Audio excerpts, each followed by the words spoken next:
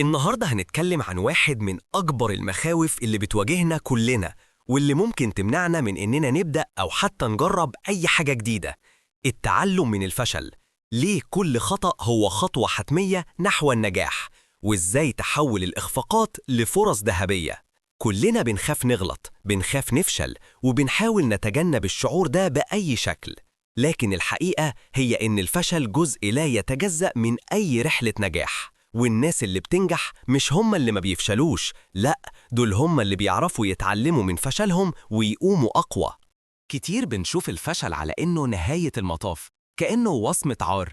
لكن لو بصينا لأي شخصية ناجحة في التاريخ هنلاقي إن رحلتهم كانت مليانة سقطات وعثرات. توماس أديسون، ستيف جوبز، أوبرا وينفري، القايمة لا نهائية. هم ما كانوش بيخافوا من الفشل، لأ، دول كانوا بيشوفوه على إنه معلم عظيم، بيديهم دروس قيمة وبيوريهم الطريق اللي ما يصحش يمشوا فيه تاني. ده بيسميه علماء النفس عقلية النمو، Growth Mindset. في الفيديو ده مش بس هنقنعك بأهمية التعلم من الفشل، لكن كمان هنفهمك المبادئ العلمية ورا عقلية النمو وكيفية تحويل الأخطاء، وهنشاركك خطوات وتمارين عملية جدا تقدر تطبقها من النهاردة عشان تبدأ رحلتك نحو فهم إن كل خطأ هو فرصة للتعلم، وتتحول من شخص بيخاف من الفشل إلى شخص بيستخدمه كوقود للنجاح. يلا بينا نكتشف السر الحقيقي ورا النجاح المستمر. ليه التعلم من الفشل مهم جدا لحياتك؟ مفتاح الابتكار والنجاح الحقيقي. اكتشاف طرق جديدة للحلول. الفشل بيجبرك إنك تفكر خارج الصندوق وتبحث عن طرق مبتكرة ما كنتش هتكتشفها لو كنت نجحت من أول مرة. بناء المرونة النفسية Resilience. كل مرة بتفشل وتقوم تاني بتزداد قوتك وصلابتك النفسية. ده بيخليك أقوى في مواجهة التحديات المستقبلية وما بتتأثرش بسهولة. فهم أعمق لنفسك ولمن حولك. الفشل ممكن يكشف لك عن نقاط ضعف حقيقية في شخصيتك أو في خططك، وده بيخليك تفهم نفسك أكتر وتكون أكتر تواضعاً وتعاطفاً مع الآخرين. زيادة الإصرار والعزيمة. الناس اللي بيتغلبوا على الفشل وبيتعلموا منه بيكون عندهم إصرار وعزيمة قوية جداً عشان يوصلوا لأهدافهم، وده بيخليهم ما يستسلموش بسهولة. التطور والنمو المستمر. الفشل هو الوقود اللي بيغذي عملية التعلم والتطور. من غير أخطاء مفيش دروس ومفيش نمو حقيقي.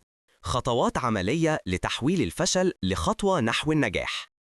الخطوة الأولى: تقبل الفشل كجزء من العملية. Embrace failure.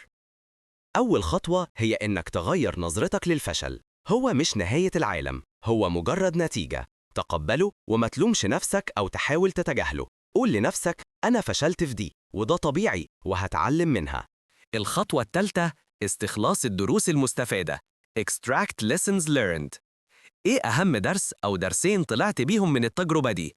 اكتبهم بوضوح. مثلاً: اتعلمت إني محتاج أخطط أفضل للوقت، أو اتعلمت إني محتاج أسأل عن المساعدة بدري. الخطوة الرابعة: وضع خطة عمل جديدة ومحسنة.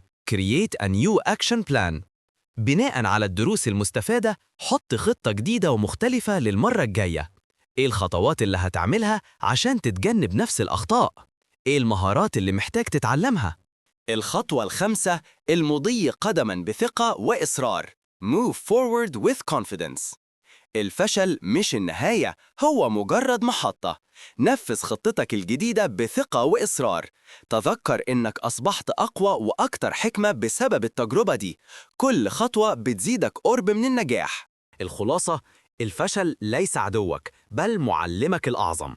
تذكر، كل عثرة هي في الحقيقة خطوة أقوى نحو هدفك.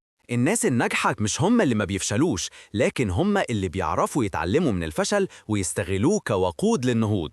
ابدأ اليوم بتغيير نظرتك للفشل وشوف إزاي حياتك هتتغير للأفضل. يا رب يكون الفيديو ده ألهمكم وبدأ يفتح أفكار جديدة. شاركنا في التعليقات إيه الدرس اللي اتعلمته من أكبر فشل مريت بيه في حياتك، وما تنسوش تعملوا لايك للفيديو وتشتركوا في القناة عشان توصلكم كل الفيديوهات الجديدة. أشوفكم على خير.